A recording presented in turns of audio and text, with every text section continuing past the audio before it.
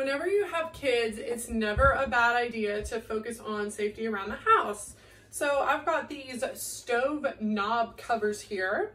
They come in a 5-pack, and they also come with an oven and cabinet lock. These are really easy to install, and what these are going to do is put a lock on where you light your stove to help make sure that you're not leaking gas or anything like that, and to help your kids not get into the stove. So I'm going to show what these look like.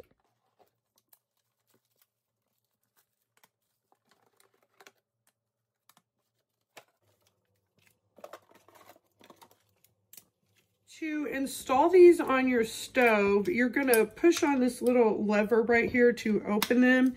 You can use your fingernail, but it's a little easier if you use something else.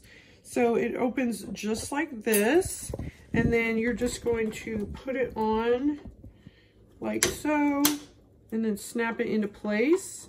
And then you have a cover there for your stove that's easy for an adult to get into, but it helps you to not accidentally bump this and turn it on.